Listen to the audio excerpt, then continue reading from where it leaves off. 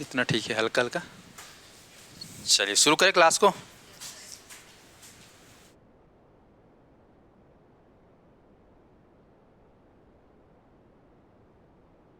चलो, परिवेश का अंतर आज आप लोग को प्रभावित कर सकता है ना, है ना। वातावरण है ना थोड़ा सा बदल गया है। परिवर्तन संसार का नियम है ना। सर्वाइवल ऑफ द फिटेस्ट जो कॉन्सेप्ट है वो आज लागू होगा। पीछे वाले कैसे लग रहे हैं यहाँ? हाँ, क्या चीज़? नहीं, वो अलग है, वो अलग है, वो यूएस है, वो अलग है। हाँ हाँ हाँ हाँ हाँ। क्या हो गया? हाँ तो दिलवा देंगे, कोई दिक्कत नहीं। यहाँ पे आप लोग का शिक्षक भर्ती, वहाँ पे सीटेट, ठीक है। हाँ हाँ। एसएससी का भी चालू हो रहा है आज, है ना। तो आप लोग अभी यहीं बैठेंगे क्योंकि वहाँ पे कम लोग आते हैं, यहाँ पे ज़्यादा लोग आते हैं, ठीक है। तो ज़्यादा संख्या को देखते हुए यहाँ पे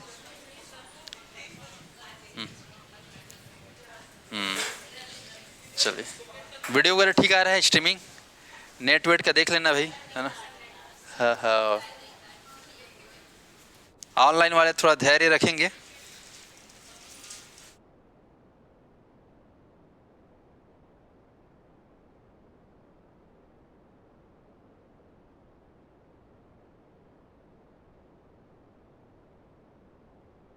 तो हमारा टॉपिक क्या चल रहा था? अभिप्रेरणा है ना, अभिप्रेरणा। अभिप्रेरणा, अच्छा वो चीज़ उसमें रखा हुआ है, ठीक है, वो वाले डिजिटल बोर्ड में। इसमें क्या है मेरे को हाँ।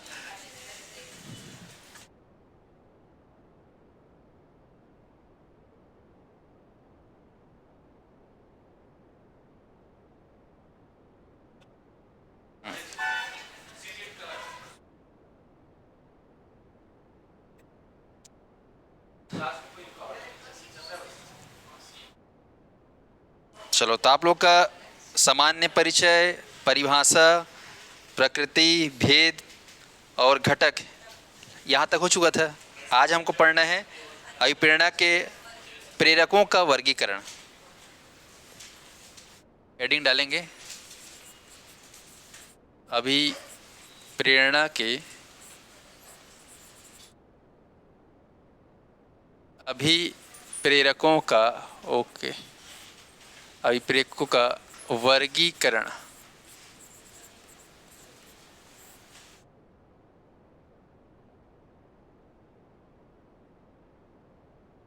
तो अभिप्रेरणा के अभिप्रेरकों का वर्गीकरण।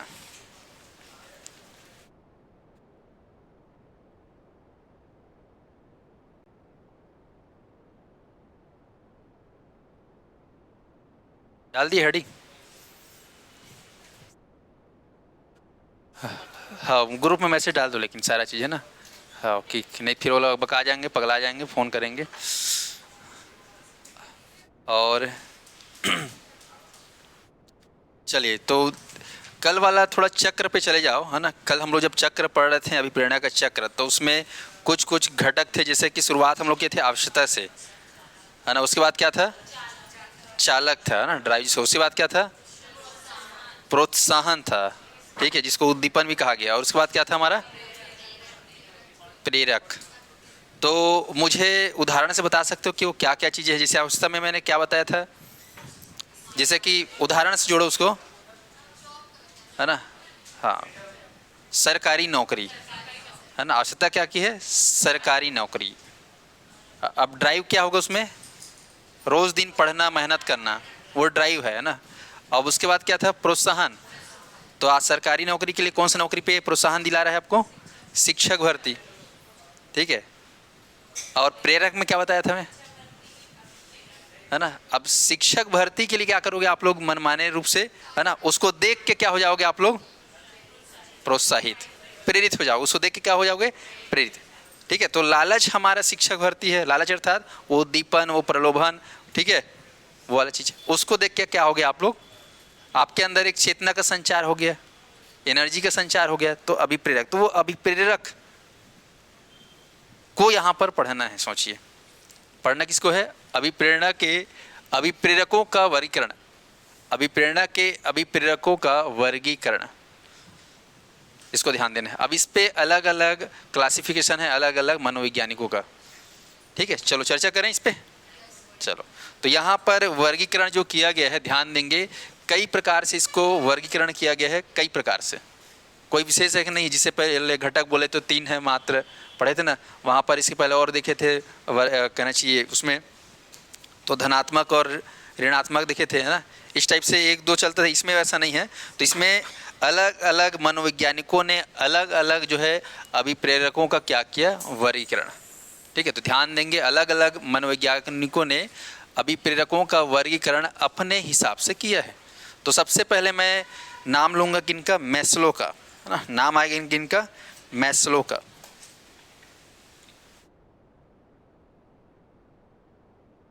मैस्लो का वर्गीकरण, तो मैस्लो का जो वर्गीकरण है वो किसको लेकर है, अभिप्रेरकों का।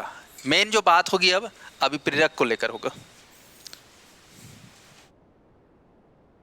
तो इनके अनुसार जो अभिप्रेरक हैं, है ना, इनके अनुसार ध्यान देंगे अभिप्रेरक कितने हैं बोलने से, 2 प्रकार के। अभिप्रेरक के 2 प्रकार हैं। कितने प्रकार हैं, 2 प्रकार अभिप्रेरक के, ये आपको ध्यान में रखना है। तो ये 2 प्रकार के नाम लिख लेते हैं, चलिए। पहला, जन्मजात अभिप्रेरक, जन्मजात अभिप्रेरक, और दूसरा है अर्जित अभिप्रेरक। दूसरा है अर्जित अभिप्रेरक, ठीक है। इस प्रकार से जन्मजात अभिप्रेरक और दूसरा है अपना अर्जित अभिप्रेरक। इसके बारे में लिख लेंगे।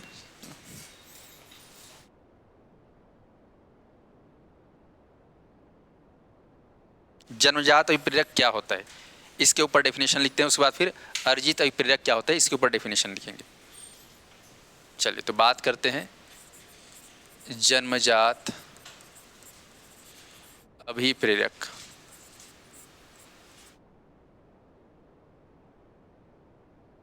तो लिखेंगे जो अभिप्रेरक, या फिर ऐसा मत लिखना, वे अभिप्रेरक ना ज़्यादा अच्छा रहेगा।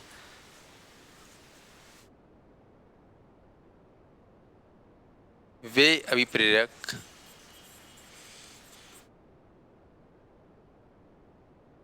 जो व्यक्ति में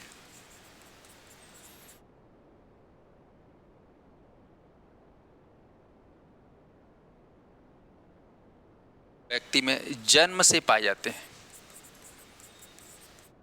जन्म से पाए जाते हैं, उन्हें क्या कहते हैं, जन्मजात अभिप्रेरक। लिखेंगे, नोट करेंगे, वे अभिप्रेरक जो व्यक्ति में जन्मजात पाए जाते हैं उसे क्या कहेंगे, जन्मजात अभिप्रेरक। फॉर एग्जाम्पल, उदाहरण में लिखेंगे, या जैसे भूख का लगना, प्यास का लगना, नींद का आना, है ना। तो इस प्रकार से भूख, प्यास और निद्रा, यह है जन्मजात अभिप्रेरक। आते हैं दूसरे पॉइंट के ऊपर, अर्जित अभिप्रेरक। अर्जित अभिप्रेरक, तो अर्जित अभिप्रेरक ये समझ में आ गया ना, एकदम सिंपल है, कोई इसमें खास समझने वाली बात नहीं है। जन्मजात अभिप्रेरक वे अभिप्रेरक जो व्यक्ति के अंदर जन्म से पाया जाता है, भूख, प्यास, निद्रा।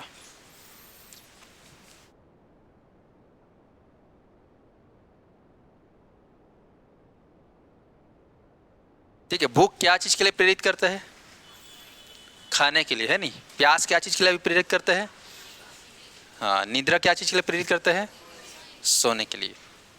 आप लोग का मेहनत किस चीज के लिए प्रेरित कर रहा है, शिक्षक बनने के लिए, है ना। आप लोग की जो मेहनत है कर रहे हैं वो किसके लिए प्रेरित कर रहा है, शिक्षक बनने के लिए, ठीक है। क्या हो गया, अच्छा हाँ, वो अर्जित है ना, वो तो अर्जित है ना, अभी पढ़ोगे। पर ये है ना, ये वो नेचुरल नहीं है, नहीं तो अभी तक शिक्षक बन जा रहे थे। है ना, किसी ने बोला होगा या खुद का अंतरात्मा जगा होगा, तब हम लोग यहाँ तक पहुँचे हैं, है कि नहीं, है ना। चलिए अब हम पहुँचते हैं अर्जित प्रेरक की ओर। तो इसमें लिखेंगे वे अभिप्रेरक, वे अभिप्रेरक जिन्हें प्राणी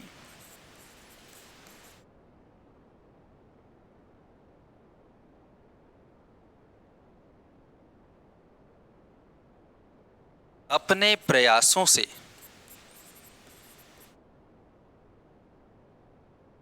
प्राप्त करता है,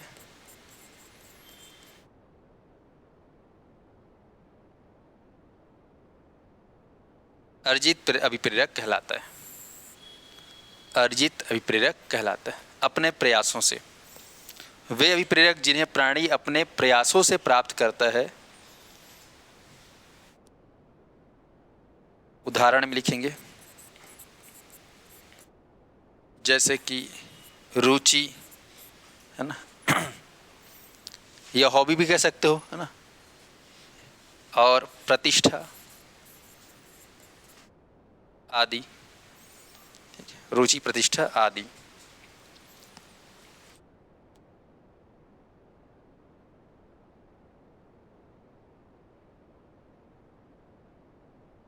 और भी लिख सकते हो यहाँ पर रुचि प्रतिष्ठा, उदाहरण में मद व्यसन, ठीक है। और लिख सकते हैं इसमें सम्मान पुरस्कार, सम्मान पुरस्कार, दंड, संबंध, आक्रमणशीलता,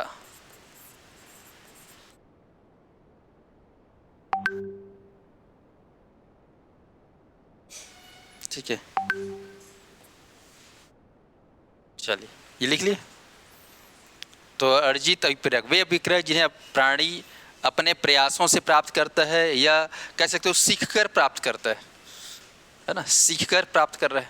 यहाँ पर तो ये चीज़ें सीखने की जरूरत नहीं, भूख सीखने की चीज़ है क्या, हम लोग कहीं भूख के लिए सीख रहे नहीं है, ठीक है। अब बोलोगे यार मैं तो दौड़ता हूँ तो भूख लगता है मेरे को, है ना, भूख बढ़ाने के लिए मेरे को दौड़ना पड़ता है या कुछ और करना पड़ता है, तब भूख, वो अलग चीज़ है ना। लेकिन भूख प्यास नींद जो है कैसा है,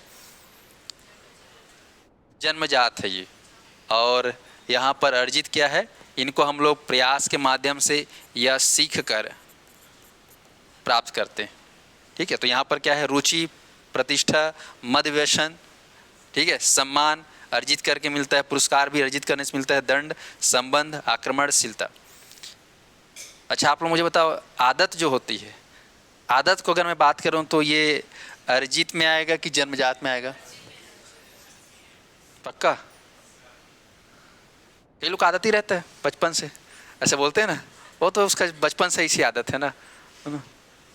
तो आदत जो है ना, क्या होगा, है ना। तो ध्यान देंगे, आदत जो है जन्मजात नहीं होता, आदत बनाया जाता है, आदत बनता है। तो आदत क्या हो जाएगा, अर्जित हो जाएगा, ठीक है। इस प्रकार से आप और भी, मद व्यसन मतलब वही है ना, क्या हो गया, वही नशा वाला पानी है ना, हाँ सीखता है ना आदमी, हाँ। मद व्यसन, तो रुचि प्रतिष्ठा मद व्यसन सम्मान पुरस्कार दंड संबंध। तो इसमें ध्यान रखेंगे अर्जित में सीख कर अर्जित कर रहे हैं, प्राप्त कर रहे हैं। इसमें किसी को कोई डाउट है तो बताओ, याद रहेगा ना पेपर तक, पेपर तक याद रहे अर्जित अभिप्रेरक। और पेपर जब भी होगा ना, अगले साल होगा, अब तो अगले साल होगा, इस साल तो नहीं होगा, ठीक है, अगले साल मतलब 2023 में, है कि नहीं। चलिए आगे बढ़ते हैं। तो ये हो गया मैस्लो का वर्गीकरण, किसको लेकर, अभिप्रेरक को लेकर। कितने प्रकार बताए हैं, 2 प्रकार, पहला जन्मजात अर्जित, दूसरा है, चलो मुझे उदाहरण बताओ, जन्मजात का उदाहरण बताओ, हाँ, अर्जित अभिप्रेरक का उदाहरण बताओ।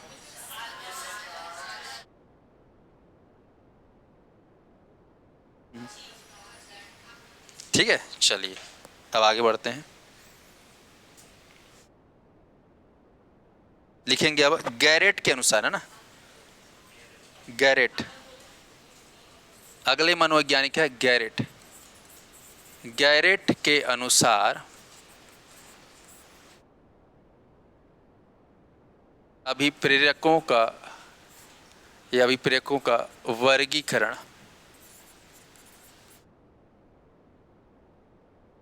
तो इन्होंने जो है अभिप्रेरकों का वर्गीकरण किया और इन्होंने बताया कि 3 प्रकार से हो सकता है। कितने प्रकार? 3 प्रकार। अभिप्रेरकों को हम लोग 3 प्रकार से क्लासिफाई कर सकते हैं। देखते हैं। सबसे पहले पहला उन्होंने प्रकार बताया जैविक अभिप्रेरक।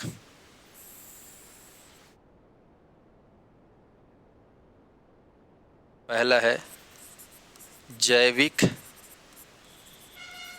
अभिप्रेरक, दूसरा है मनोवैज्ञानिक अभिप्रेरक, मनोवैज्ञानिक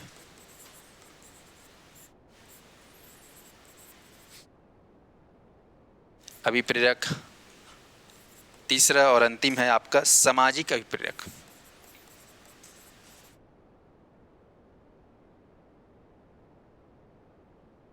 सामाजिक अभिप्रेरक, जैविक, मनोवैज्ञानिक, सामाजिक अभिप्रेरक।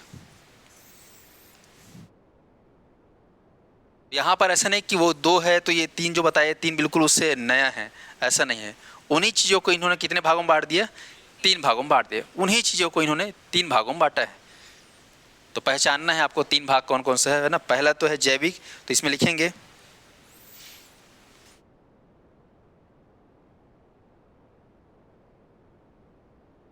प्राणी की, है ना, इसके अंतर्गत लिख लेते हैं ना, इस सबको यहीं पे मैं लिख देता हूँ छोटा छोटा करके, ज़्यादा होगा तो नहीं, अलग से लिख लेते हैं। जैविक अभिप्रेरक, पहला जैविक अभिप्रेरक, इसके अंतर्गत लिखेंगे प्राणी की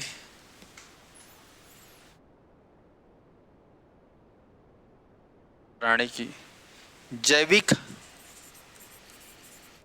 आवश्यकताओं,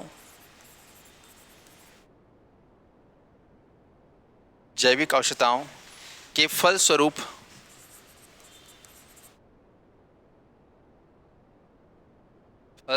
उत्पन्न होते हैं।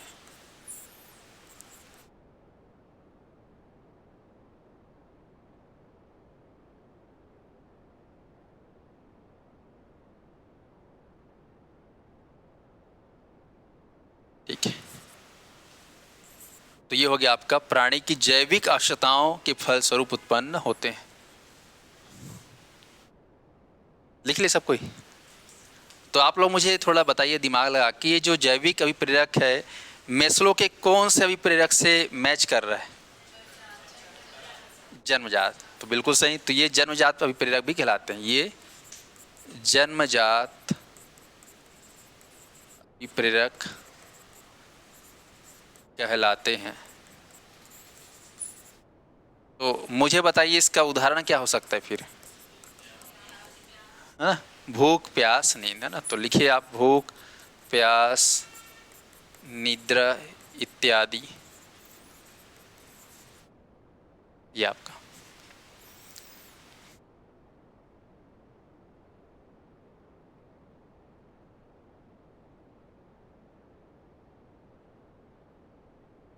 मल मूत्र विसर्जन, ये किस में आएगा? इसी में आएगा, है ना, क्योंकि जैविक आवश्यकता है, कहना चाहिए।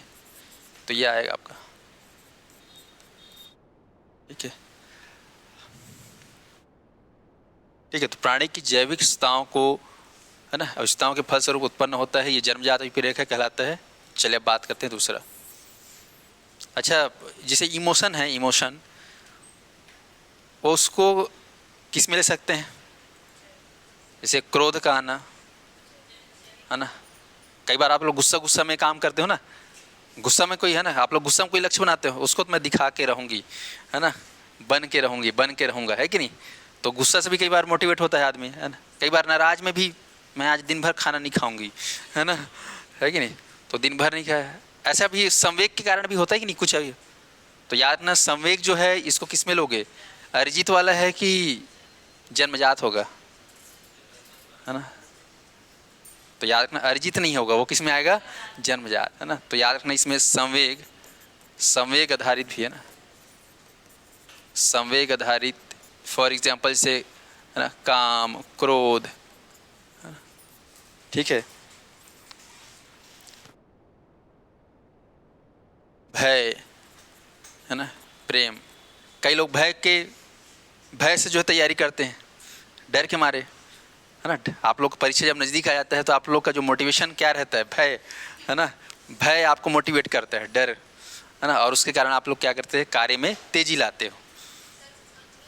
हाँ हाँ, उमंग, उत्साह, इमोशन पूरा किसमें, जितना भी इमोशन है, संवेग आप लोग पढ़े होगे मैकडूगल के अनुसार, वो पूरा इसमें आएगा,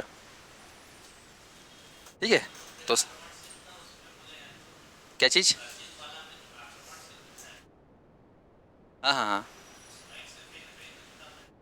हाँ, कहीं कहीं ना कहीं आक्रमण का जो भाव है, लड़ाई वड़ाई का जो भाव है वो जुड़ा हुआ है, लेकिन आक्रमण जो है उसको आप लोग, आक्रमण में क्या करते हैं हम लोग, कुछ चीज़ें अर्जित करते हैं, तो उसको थोड़ा सा उससे कोरिलेट करना है। आक्रमण नेचुरल तो है, आक्रमण लड़ाई वड़ाई कहना चाहिए, लेकिन आक्रमण एकदम से उसको जन्मजात नहीं बोल सकते, है ना। जैसे कि हाँ हाँ, आप लोग अर्जित करते हो आक्रमण करके, जैसे कि राज्य का विस्तार कर रहे हो या कुछ कर रहे हो, वो सब क्या है, आक्रमण करके किए। पहले के राजा महाराजा लोग किए नहीं, आक्रमण करके। तो आक्रमण उसको उस एक बड़े व्यापक रूप से नहीं लेने, मतलब आक्रमण एक व्यापक नजरिया है थोड़ा सा, है ना, बड़े स्तर पे। तो बड़े स्तर पे क्या है करोगे आक्रमण, मतलब वो अर्जित करने वाली बातें हो जाती है। हाँ हाँ, क्या चीज़, हाँ शरीर में जो आ गया, हाँ शरीर से बाहर है वो तुम्हारा अर्जित वाला है, जो आपके अंदर है ना, वही चीज़ आपसे बाहर निकल रही है ना। क्रोध आपके अंदर है कि नहीं है, कभी कभी बाहर निकल जाता है है ना। तो जो है आपके अंदर वो बाहर निकल जाती है कुछ कारणों से, वो सब क्या है, जन्मजात है ना। ये सारा चीज़ जो है आपके अंदर है, भूख प्यास नींद मूत्र मल विसर्जन संवेग भूवेग सब आपके अंदर है कि नहीं। चलिए अब आते हैं हम लोग किसमें, दूसरा जो है कौन सा बताया उन्होंने, मनोवैज्ञानिक अभिप्रेरक। मनोवैज्ञानिक अभिप्रेरक, ये वाला बैकग्राउंड में दिख रहा है कि नहीं दिख रहा है पीछे तक, कि चेंज करूं, चेंज किया जा सकता है ना, मैं एक बार चेंज करके दिख रहा हूँ, ये ज़्यादा अच्छा दिख रहा है। अच्छा हाँ, ये बताना नहीं, हाँ है ना, ये ठीक है, ये ठीक है। चलो हाँ, अच्छा तो मनोवैज्ञानिक अभिप्रेरक, इसके बारे में लिखेंगे।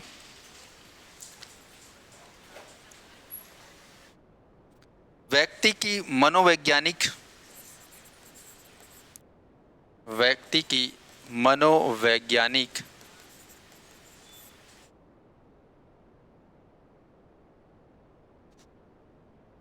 आवश्यकताओं के अनुरूप, आवश्यकताओं के अनुरूप मनोवैज्ञानिक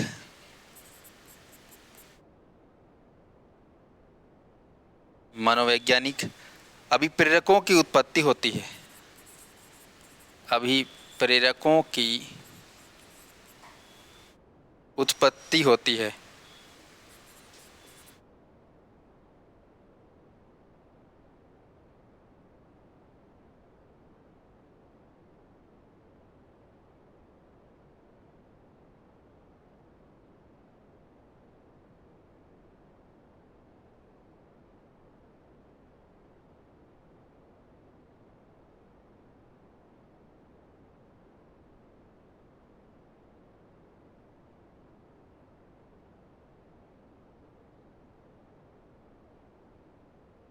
चलिए यहाँ पर थोड़ा सा आपको देखने को मिलेगा मनोवैज्ञानिक अभिप्रेरक, जन्मजात या फिर कह सकते हो जैविक अभिप्रेरक से मिलता जुलता है बिल्कुल।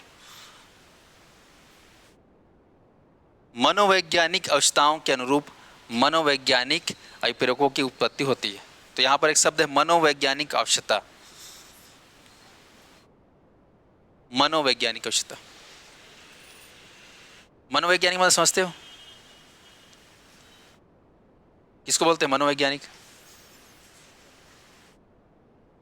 मन का वैज्ञानिक अपने मन का वैज्ञानिक, है ना, है ना, है ना, जो मन बुद्धि के व्यवहारों से संबंधित, है ना, जो यथार्थ ज्ञान, है ना, सत्य ज्ञान को बताए उसको क्या बोलते हैं, मनोवैज्ञानिक।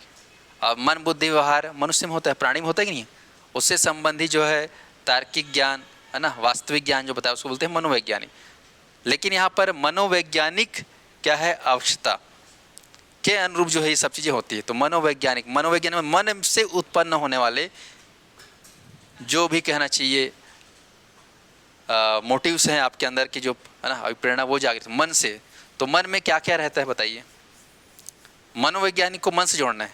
जैसे कि जन्मजात आप बोल रहे हो कि यहाँ पर होता है भूख प्यास नींद, है ना, ये सारा चीज़, ये शारीरिक भी हो गया, इसमें क्या है, शारीरिक भी चीज़ें हैं ना।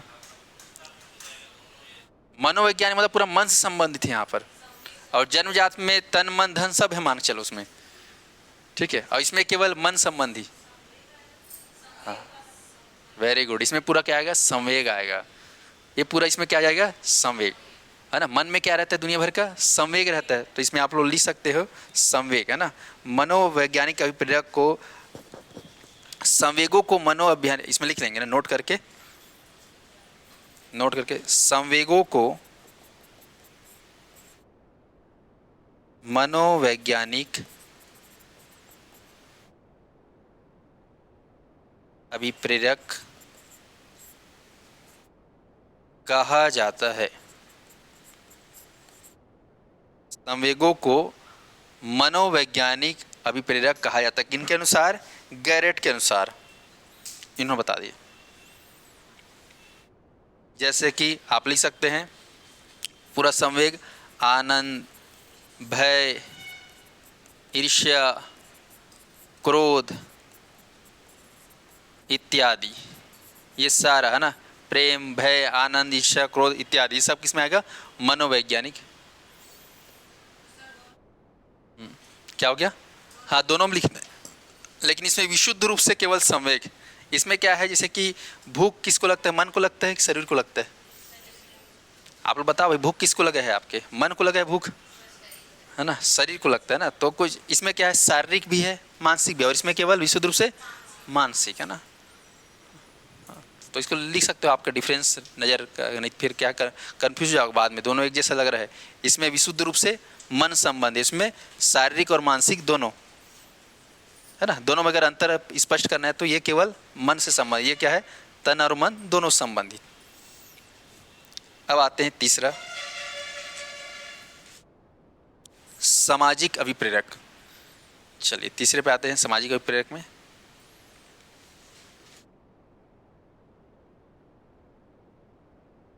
सामाजिक अभिप्रेरक। तो गैरेट के अनुसार सामाजिक अभिप्रेरक क्या है, लिखेंगे,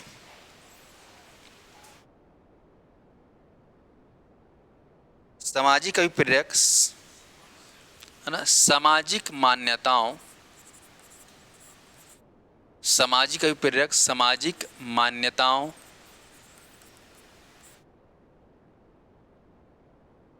संबंधों, है ना, आदि के कारण उत्पन्न होते हैं, आदि के कारण उत्पन्न होते हैं। जैसे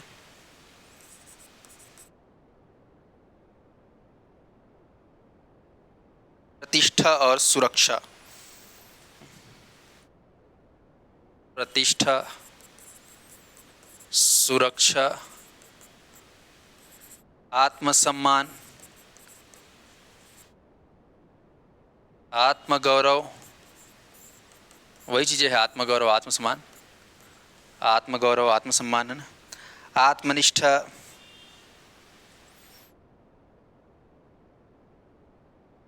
आत्मनिष्ठा, सामूहिकता, उपलब्धि आदि, सामूहिकता, उपलब्धि आदि।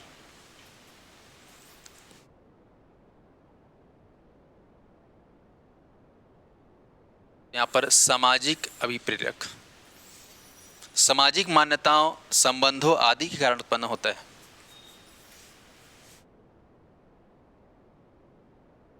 किसको? हाँ, इसको अर्जित ही बोल सकते हो, पर इन्होंने अर्जित नाम नहीं दिया है। क्या नाम दे दिया इन्होंने? गैरेट ने सामाजिक बोल दिया ना। उसके हिसाब से मैच करोगे मैस्लो के हिसाब से, तो उसके अर्जित से है ना, इसमें लिख सकते हो ना, है ना, मैस्लो के अर्जित अभिप्रेरक के समान है।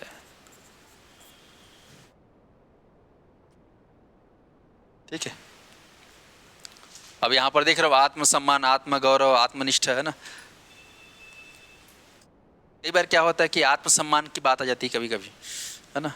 बोलते हो ना आत्मसम्मान को, ईगो हर्ट हुआ है तभी मैं ये काम कर रही हूँ ना, मेरे ईगो को हर्ट किया उसने, है ना, अब मैं उसे करके दिखाऊंगा, है ना। खासकर बॉय लोग का ईगो, है ना, कम हर्ट होता है ना। लड़कियों का ईगो ज़्यादा हर्ट होता है।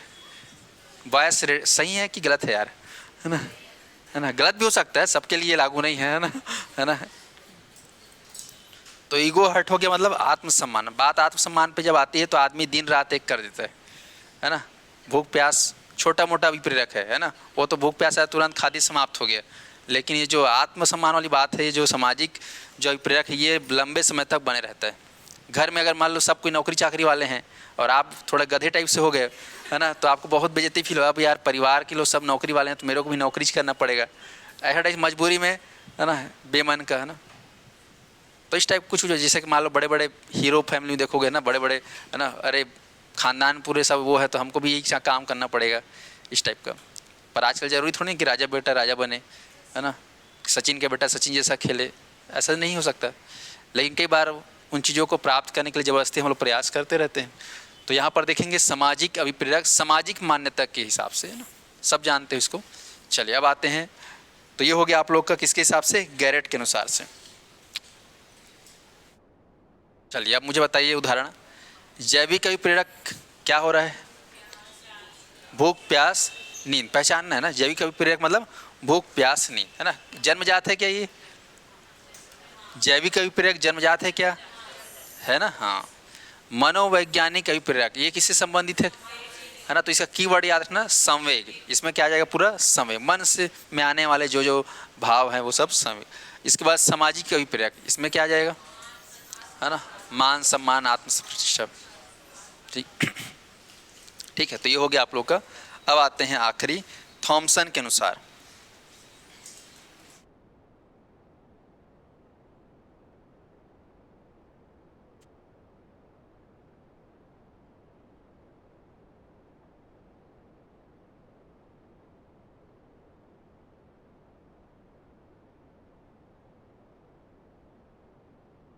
थॉमसन के अनुसार इसका वर्गीकरण कर रहे हैं हम लोग, अभिप्रेरक का वर्गीकरण। तो इनके अनुसार जो है अभिप्रेरक जो है दो प्रकार के हैं। कितने प्रकार के हैं? दो, थॉमसन के अनुसार। पहला अभिप्रेरक है आपका स्वाभाविक अभिप्रेरक। स्वाभाविक अभिप्रेरक, और दूसरा है आपका कृत्रिम अभिप्रेरक।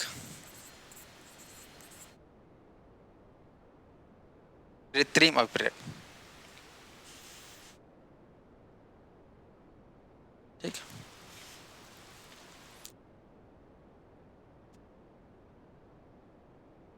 लिख लिए। तो यहाँ पर थॉमसन ने दो बताया है अभिप्रेरकों को, है ना, अभिप्रेरक के प्रकार, अभिप्रेरक के, है ना, दो अभिप्रेरक के प्रकार। ये अभिप्रेरक का कितने प्रकार बताए इन्होंने? दो प्रकार। एक आपका स्वाभाविक अभिप्रेरक और दूसरा है हमारा कृत्रिम अभिप्रेरक। क्या ये सच है? जोड़िए, है ना, वो जो सोचा है क्या ऐसा आप लोग सोच पा रहे हो? एक हो रहा है, बोल रहे स्वाभाविक अभिप्रेरक, और दूसरा क्या बोल रहे हैं इन्होंने? कृत्रिम अभिप्रेरक। सबसे पहले मैस्लो ने जो बताया जन्मजात, और दूसरा अर्जित। एकदम मैच खा रहा है है ना, दोनों नाम बस बदल दिए हैं, बाकी मीनिंग देखोगे तो वही है ना, स्वाभाविक अभिप्रेरक और कृत्रिम अभिप्रेरक। तो स्वाभाविक अभिप्रेरक में आप लोग देख सकते हो ये स्वभाव से उत्पन्न होता है। किससे उत्पन्न होता है? स्वभाव से। तो इसमें लिख सकते हो आप लोग, जो अभिप्रेरक व्यक्ति के स्वभाव में ही पाया जाता है ना, इसको लिखें स्वभाव में ही पाया जाता है। स्वभाव से उत्पन्न मत लिखना, वैसे ही स्वभाव से या स्वभाव में उत्पन्न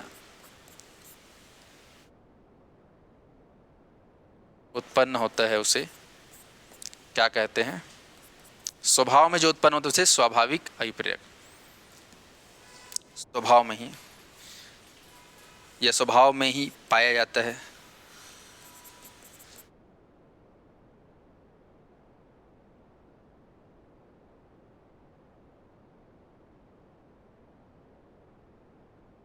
तो चलो आप लोग बताओ, आपके स्वभाव में क्या क्या है? उदाहरण कुछ नहीं है ना, फिर तो बाबा बन जाओगे, है ना है ना, निराकार है ना, निर्गुण निराकार है ना, वैराग्य की प्राप्ति के लिए आप लोग हिमालय चले जाओगे फिर, है ना। क्या क्या हो सकता है बताओ आपके स्वभाव में? जैसे कि है ना, क्रोध, सबसे पहले क्रोध आ रहा है। अच्छा, प्रेम है ना, उदाहरण में लिखेंगे, बाजू वाले देख के बैठे रहना, है ना। प्रेम, क्रोध और है ना पूरा संवेग, मतलब पूरा संवेग आ रहा है इसमें, है ना। कुल मिला क्या हो सकता है इसमें? पूरा संवेग को मैं जोड़ सकता हूँ, बन जाएगा, है ना। स्वभाव में होता है संवेग, है ना। और इसमें जो है प्रतिष्ठा को भी लिया गया है ना।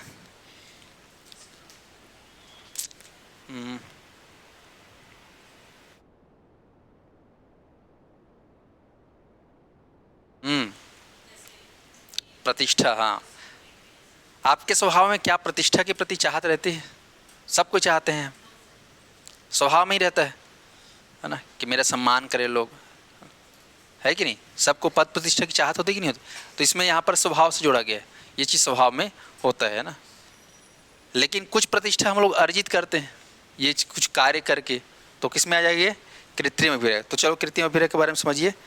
प्राकृतिक प्रेरकों के पूरक रूप में कार्य करता है। एक मिनट, हाँ, इसमें लिखना व्यवहार को नियंत्रित करने, इसके लिखना व्यवहार को, इसके बारे में लिखेंगे व्यवहार को नियंत्रित करने अथवा प्रोत्साहित करने के लिए, अथवा प्रोत्साहित करने के लिए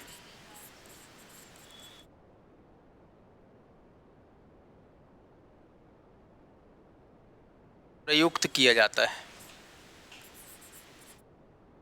प्रयुक्त किया जाता है। व्यवहार को नियंत्रित करने अथवा प्रोत्साहित करने के लिए प्रयुक्त किया जाता है। क्या ये बात सही है? कृत्रिम व्यवहार को नियंत्रित करने के लिए अथवा प्रोत्साहित करने के लिए प्रयुक्त किया जाता है। फॉर एग्जाम्पल क्या ले सकते हो इसमें? प्रोत्साहित करने के लिए आप क्या क्या करोगे? वेरी गुड, है ना, इनाम, पुरस्कार, है ना, ठीक है। घर के बच्चे अगर मान लो 10वीं में हैं या 12वीं में हैं, बोल दो, है ना, फर्स्ट डिवीजन आओगे तुमको क्या मिलेगा? मोबाइल, है ना, है ना। आज के ज़माने में मोबाइल, है ना, पहले कुछ और होता था ना। एक ठो कपड़ा भी लेके दे दिए, एक ठो साइकिल ले दी, एक ठो घड़ी भी ले दी, भारी खुश, है ना, साल भर पढ़ देंगे वो लोग, ठीक है। तो कहीं ना कहीं पुरस्कार की चाहत में वो लोग क्या कृत्रिम रूप से क्या रहते हैं? आईपीएल। तो किसी ने बनाया, माहौल बनाया पढ़ने का, है ना, तो क्या हो गया? कृत्रिम। तो यहाँ पर पुरस्कार और क्या हो सकता है? दंड हो सकता है क्या, है ना, है ना। नहीं फर्स्ट डिवीजन आवे तो खेत भेजूँ, है ना, काम करे बर, ऐसे बोलते ना, डर के मारे। तो आदमी यार खेत वेत भेज दी काम करे बर, है ना, तो डर के मारे फिर पढ़ना चालू हो जाता है। तो पुरस्कार, दंड, प्रशंसा, है ना, कई बार प्रशंसा, अरे पूरा जिला में टॉप कर हूँ, है ना, पूरा जिला वाले मन जान ही, है ना, ऐसा करके तो पूरा प्रशंसा हो कि खुशी में दिन रात मेहनत करता है, ठीक है। और एक है सहयोग, सहयोग के लिए आप किसी के यहाँ काम करने जाते हो, है ना, यही सोच के जाते हो कि कल के दिन मेरे भी घर भी ज़रूरत होगा तो वो लोग आएंगे, ठीक है। तो ये कौन सा अभिप्रेरक है? कृत्रिम, है, सहयोग के कारण, है, सहयोग के भाव से, सहयोग के माध्यम से आपने इसको किया। तो ये हो गया आपका थॉमसन, स्वाभाविक अभिप्रेरक और कृत्रिम अभिप्रेरक। यहाँ पर पुरस्कार, दंड, प्रशंसा, इसको अर्जित बोल सकते हो क्या? पुरस्कार को, दंड को, प्रशंसा को अर्जित अभिप्रेरक बिल्कुल बोल सकते हो, है ना। शब्द अलग है, भाव सबका एक ही है ना। चलो हो गया इसका खत्म। तो इतना आपको पढ़ना था वर्गीकरण को लेकर। तो बस आपको ध्यान रखना है यहाँ पर, इसका एक लिस्ट बना लो। मैस्लो, दूसरा क्या है? गैरेट, है ना। दूसरा क्या है आपका?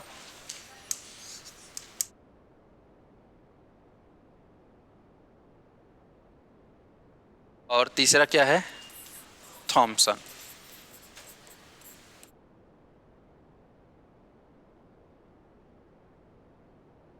मैस्लो ने क्या बताया, बताओ, नाम बताओ। जन्मजात अभिप्रेरक, ठीक है। जन्मजात अभिप्रेरक, अर्जित अभिप्रेरक। गैरेट ने क्या क्या बताया है? जैविक, और क्या बताया है? मनोवैज्ञानिक, वेरी गुड। और तीसरा सामाजिक अभिप्रेरक। थॉमसन ने क्या बताया है? स्वाभाविक, और तीसरा क्या है, दूसरा क्या है? कृत्रिम, ठीक है। बस इतना को आपको याद रखना है। थॉमसन ने 2 बताया है, गैरेट ने 3 बताया है, मैस्लो ने 2 बताया, बस, ठीक। क्या हो गया? उदाहरण भी, हाँ ये क्वेश्चन आएगा ना, इसीलिए इसको शॉर्ट लिस्ट में याद। उदाहरण तो सब जान रहे, उदाहरण आप लोग लिख सकते हो एक एक लाइन में, है ना। सबको उदाहरण लिख लेना ना। मैस्लो ने जन्मजात में एक एक लिख देता हूँ मैं भी। जन्मजात में आपका क्या है? भूख, बताते जाइए, प्यास, नींद, है ना, निद्रा। अर्जित में क्या है? प्रतिष्ठा, सम्मान, है ना। जैविक में क्या लोगे? वही भूख, है ना, प्यास, निद्रा, है ना, और प्रेम, है ना, ये आ गया, है ना। और मनोवैज्ञानिक में पूरा संवेग आधारित। और सामाजिक में, है ना, आत्मसम्मान, है ना, आत्मगौरव, ठीक है, ये इत्यादि। स्वाभाविक में आ जाओ, इसमें थॉमसन के साथ स्वाभाविक में आपका, है ना, संवेग, ठीक है।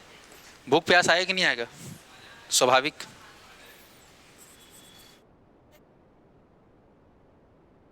इसमें हाँ आपके स्वभाव में रहता है ना आपके।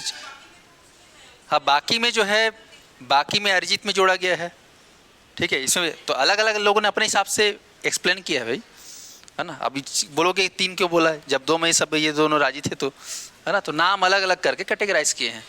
हाँ कृत्रिम में क्या आएगा? दंड, पुरस्कार,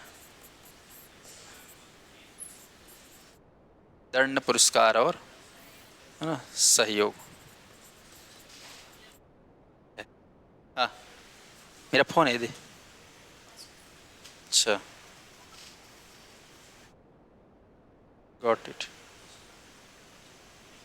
चालू हो गया, ले जा रहा कुछ।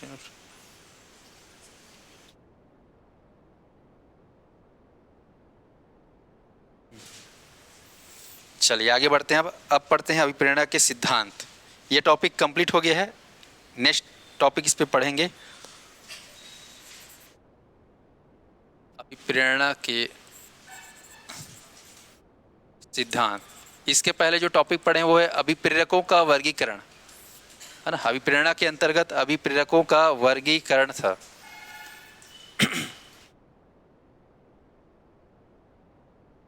इसके पहले आप लोग जो ये पढ़ रहे हो ना, ये सारा चीज क्या है? अभिप्रेरक है। ये सब क्या है? अभिप्रेरक।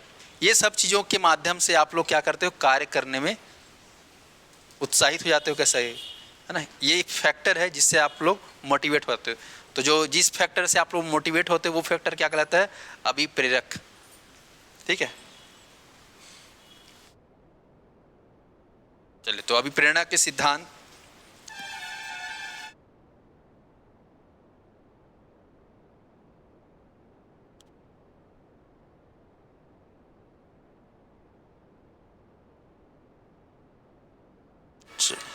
तो हम लोग क्या करेंगे, अभिप्रेरणा के सिद्धांत वैसे बहुत सारे हैं, कौन सिद्धांत किसने दिया है इतना बस जान लेंगे, पर्याप्त है, बन जाएगा।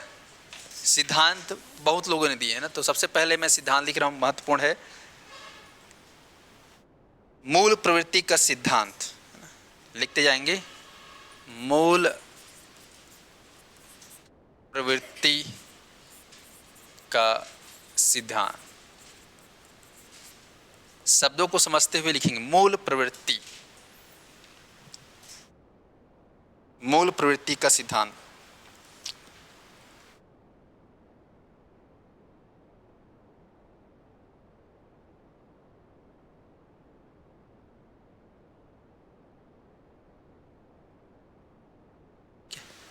मूल प्रवृत्ति मतलब समझते हैं सब कोई,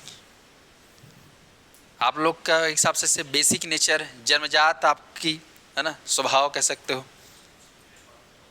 ठीक है। मूल प्रवृत्ति जिसको आपको किसी ने सिखाया नहीं है, आप खुद ब खुद आपके अंदर से वो चीज़ आया है, वो क्या होगा, मूल प्रवृत्ति। खाना खाना ये क्या है, मूल प्रवृत्ति। रोना मूल प्रवृत्ति, ठीक है। हंसना, हंसना क्या है, मूल प्रवृत्ति है, ठीक है। भय, हाँ मूल प्रवृत्ति। कई लोग बोलते हैं मत डरा करो रे, है ना, फिर भी आदमी डर जाता है ना, मतलब कई चीज़ को बोला जाता है मत करा करो रे करके, फिर भी अपन करते हैं, तो ये हमारे अंदर मूल रूप से विद्यमान रहता है। तो ये सब क्या कहलाएगा, मूल प्रवृत्ति। तो मूल प्रवृत्ति का जो सिद्धांत है ना, याद रखेंगे, मूल रूप से आदमी के अंदर विद्यमान है और मूल रूप से यही चीज़ें आपको अभिप्रेरित कर। वैसे हम बोल रहे हैं कि अभिप्रेरणा क्या है, आंतरिक है कि बाह्य है, मूल रूप से अगर देखा जाए तो, है ना। मोटिवेशन क्या है, सबके अंदर रहता है कि नहीं रहता है, मोटिवेशन तो सबके अंदर रहता है, तो इसीलिए बोला गया मूल प्रवृत्ति का सिद्धांत। अभिप्रेरणा में क्या आ गया, मूल प्रवृत्ति का सिद्धांत आ गया। अब इस सिद्धांत को दिया कौन भाई साहब ने, तो याद ना, विलियम मैकडूगल, किसने दिया है, तो ध्यान से लिखेंगे, विलियम मैकडूगल, है ना। ये ब्रिटिशर्स थे, अंग्रेजी, है ना, नाम से ही लग रहा है ना, ठीक है। तो याद रखेंगे मूल प्रवृत्ति, इसका जो है शाब्दिक अर्थ आप लोग लिख सकते हो, जन्मजात क्रिया, जन्मजात क्रिया, शाब्दिक अर्थ क्या लिख सकते हो, जन्मजात क्रिया। बात सही है ना, जन्मजात क्रिया, ध्यान से लिखेंगे, जन्मजात क्रिया।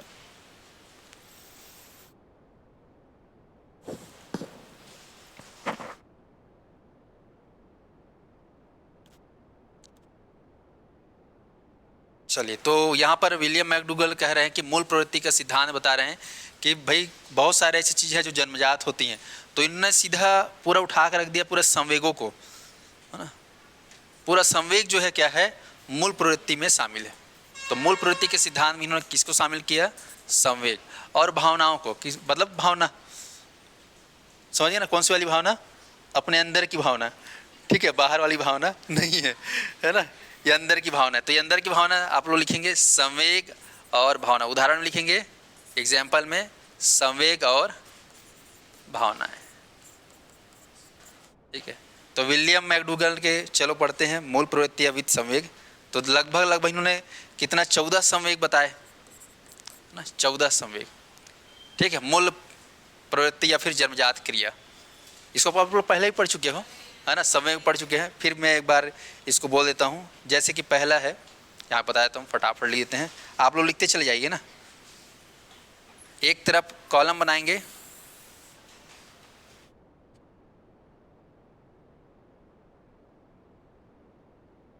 मूल प्रवृत्ति, और एक तरफ लिखेंगे उसका संवेग, मूल प्रवृत्तियां और संवेग। चलो पहले नंबर पे मैं लिख रहा हूं, ठीक है। मूल प्रवृत्ति पहला है पलायन,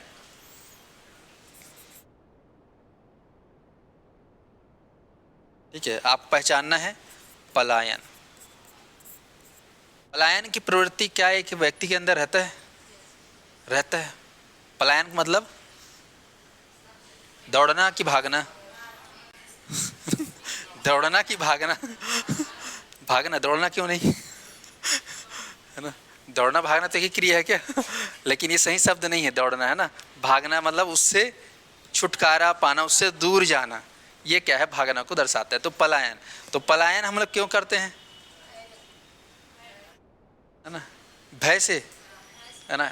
पिक्चर में देखो ये हीरो लोग भागते हैं है ना, तो डर के मारे भागते हैं, है ना? कि गुंडा लोग भागते हैं है ना? क्या हो गया, आवश्यकता के लिए भागते हैं, है ना? है ना, किसी की जान बचाना है ना, तो भाग रहे हैं ना, हीरो लोग भाग रहे हैं ना। तो पलायन के मारे भाग मतलब डर से भाग रहे हैं क्या? पलायन का मूल संवेग क्या होगा बताइए?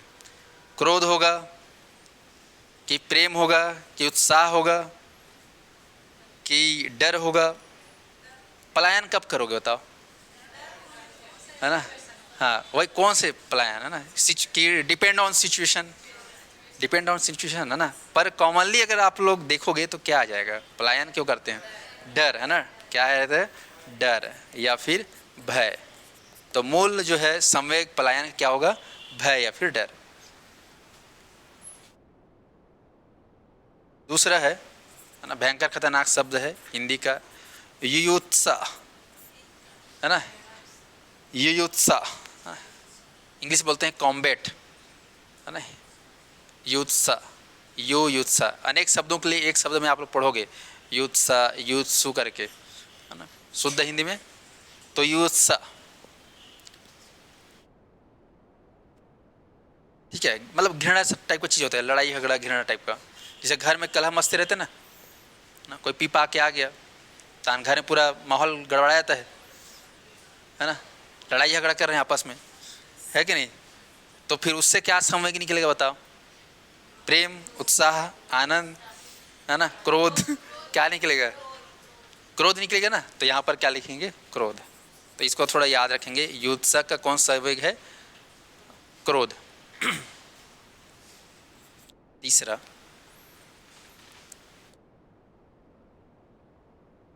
निवृत्ति, बड़ा ही उटपटांग शब्द है निवृत्ति। एक पढ़े हो प्रवृत्ति, अब यह है यहाँ पर निवृत्ति, है ना? इंग्लिश में बोलते हैं रिपल्सन, रिपल्सन लिख सकते हो इंग्लिश मीडियम में, रिपल्सन, है ना? इसके लिए जो है संवेग कौन सा होगा? तो इसके लिए संवेग आपको बोलना है घृणा। क्या होगा, घृणा। घृणा मतलब क्या होता है बताओ तो? क्रोध और घृणा एक ही चीज है क्या?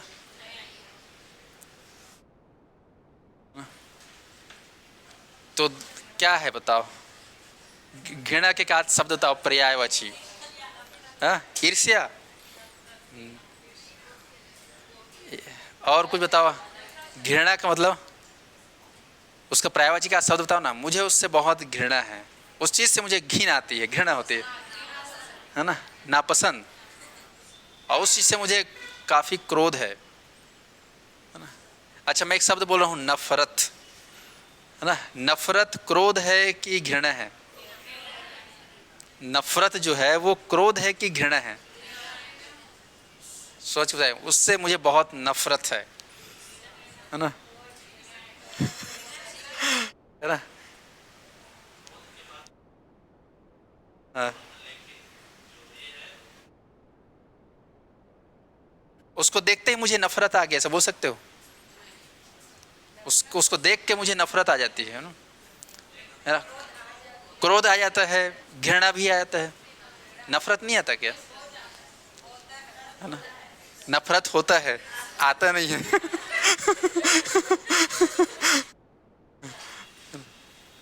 चलो, तो यहां पर देखना है निवृत्ति का है घृणा। एक आध उदाहरण बताओ घृणा के लिए।